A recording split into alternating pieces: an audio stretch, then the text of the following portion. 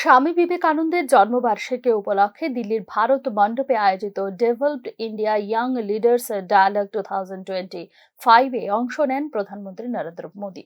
দিল্লির ভারত মণ্ডপমে অনুষ্ঠান এবং প্রদর্শনীতে বক্তব্য রাখতে গিয়ে দেশের যুবকদের সাথে তার বিশেষ সম্পর্ক রয়েছে বলে মন্তব্য করেন প্রধানমন্ত্রী। যুবশক্তির কারণে উন্নত রাষ্ট্রে পরিণত হবে ভারত বলে এদিন জানিয়েছেন প্রধানমন্ত্রী নরেন্দ্র মোদী।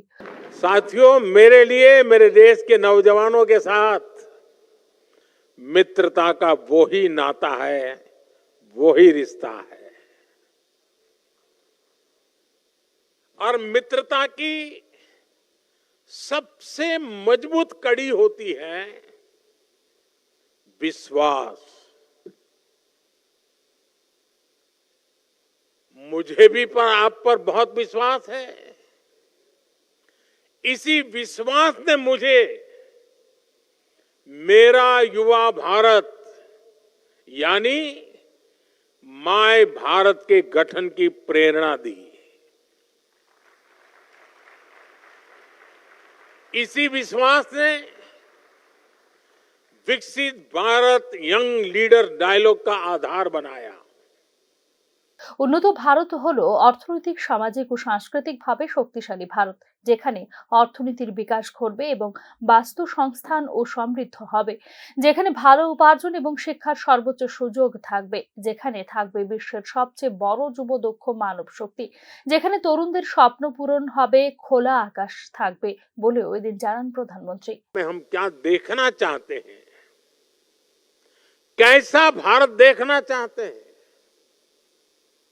विकसित भारत यानी जो आर्थिक, सामरिक, सामाजिक और सांस्कृतिक रूप से सशक्त होगा,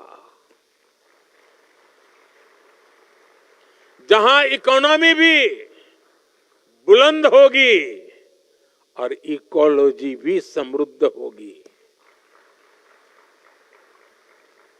जहां अच्छी पढ़ाई, अच्छी कमाई के ज्यादा से ज्यादा अवसर होंगे, जहां दुनिया की सबसे बड़ी युवा स्किल्ड मैन पावर होगी, जहां युवाओं के पास अपने सपने पूरा करने के लिए खुला आसमान होगा। लेकिन साथियों, क्या हम सिर्फ बोलने से ही विकसित हो जाएंगे?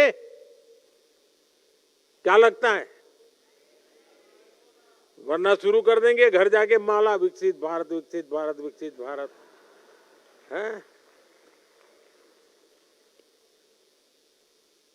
जब हमारे हर फैसले की कसौटी एक ही होगी, हर फैसले की कसौटी क्या? विकसित Bharat. Developed India young leaders dialogue 2025 উপলক্ষে প্রদর্শনী চলাকালীন সারা দেশের নির্বাচিত তরুণ বিজ্ঞানীরা প্রধানমন্ত্রী মোদীর কাছে তাদের উদ্ভাবনী অবদান এবং ধারণাগুলি উপস্থাপন করেন। ডিজিটাল প্রযুক্তি, ভার্চুয়াল উদ্ভাবন এবং টেকসই উন্নয়ন লক্ষ্যমাত্রার অগ্রগতিগুলিকে প্রদর্শন করা হয় এদিনের অনুষ্ঠানে। একটি শক্তিশালী, স্বাস্থ্যকর ও সমৃদ্ধ ভারত গড়ার সম্মিলিত উদ্দেশ্যে এই আয়োজন বলে জানিয়েছেন প্রধানমন্ত্রী। উপস্থাপনাগুলি প্রযুক্তি, স্থায়িত্ব, নারীর ক্ষমতায়ন, উৎপাদন এবং কৃষির মতো ক্ষেত্রগুলিকে উদ্দেশ্য করে নির্মাণ করা হয়েছে, যা পরবর্তী সময়ে দেশের চ্যালেঞ্জগুলির সামনে নিজেকে প্রমাণ করতে সক্ষম হবে বলে সেদিন জানিয়েছেন প্রধানমন্ত্রী নরেন্দ্র মোদী। এদিন সারা দেশ থেকে অংশগ্রহণ করা 3000 যুব বিজ্ঞানীদের সাথে মত বিনিময় করেন প্রধানমন্ত্রী নরেন্দ্র মোদী। উল্লেখ করা যেতে পারে, যুব আইকন হিসেবে এই অনুষ্ঠানে যোগ দিয়েছেন বিবেকনগরের রামকৃষ্ণ মিশন বিদ্যালয়ের ছাত্র Abhinav Banik. Bureau report, news নাও।